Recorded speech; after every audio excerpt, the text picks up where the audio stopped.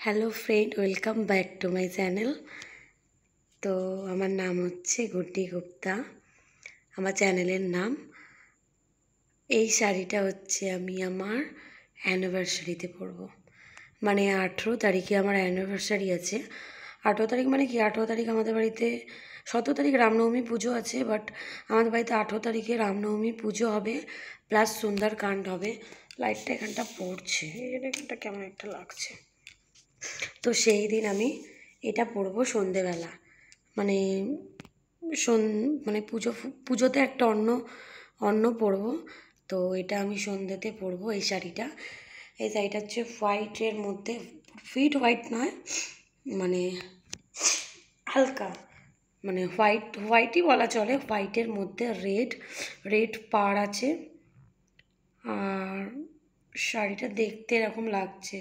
শাড়িটা এত সফট আর এত সুন্দর, কি বলবো।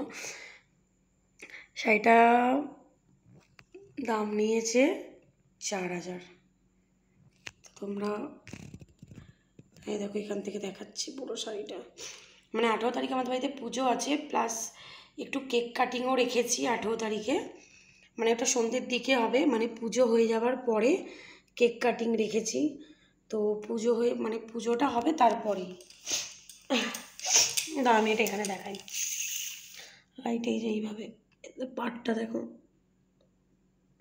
তো ওটা হয়ে যাওয়ার পরে তারপরে আমাদের কেক কাটিং রেখেছি, তো কেক কাটিং করবো। তো এই শাড়িটাই আমি পরে কেক কাটিং মানে কি, মানে অ্যানিভার্সারি কেক কাটিং করবো। সেই আমাদের 18 তারিখেই হচ্ছে অ্যানিভার্সারিটা পড়েছে, সেই দিনকেই আমরা পুজোটা রেখেছি। তো অ্যানিভার্সারিরই কেক কাটিং করবো। কেক কাটিং হয়ে গেলে শাড়িটা খুলে দেবো, কারণ এত সুন্দর সাদা শাড়ি তো খারাপ হয়ে যাবে। তার জন্য আমি সকালে একটা অন্য শাড়ি পরবো, সেটা আমি পরে দেখাবো।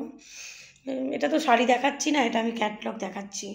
তো এটা সারপ্রাইজ থাকলো তোমাদের জন্য, যে আমি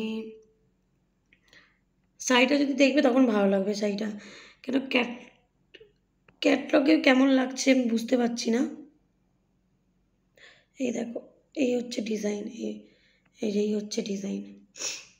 ক্যাটলগে কেমন লাগছে আমি বুঝতে পারছি না, বাট এতে খুব সুন্দর লাগবে, মানে শাড়িটা খুব সুন্দর লাগবে। তো এটা আমি অ্যানিভার্সারিতে পরছি, 18 তারিখ বৃহস্পতিবার অ্যানিভার্সারি আছে। মানে সকালবেলা পুজো হবে না, আমাদের পুজো স্টার্ট হবে ওই 3টে 4টে। তো 3টে 4টে পুজো স্টার্ট হবে। তারপর পুজো হয়ে যাবার পর, পুজো করতে যতক্ষণ লাগবে, তারপর শাড়িটা পরবো, মানে পুজোতে বসবো অন্য কিছু পরে। আর আমাদের পুজো হচ্ছে মানে সুন্দরকাণ্ড। প্রথমে রামনবমী পুজোটা হয়ে যাবে, হওয়ার পর সুন্দরকাণ্ড পুজো হবে, তারপর হোম টোম এইসব হবে। তো পুজোতে পরবো কমফর্ট শাড়ি পরে।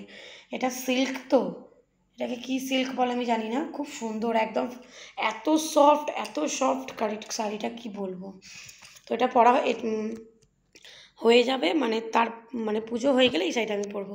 আর পুজোতে পরবো একটা, মানে এমনি অন্য শাড়ি। এটা পরে শুধু কেক কাটিং করবো। কেক কাটিং হয়ে গেলে খুলে দেবো আবার এটা শাড়িটা। তো কেমন লাগছে তোমরা কমেন্ট করে জানাবে শাড়িটা। শাড়ি তো নয়, ক্যাটলগ দেখালাম। এটা আমি কিনেছি রূপশ্রী থেকে, এটা।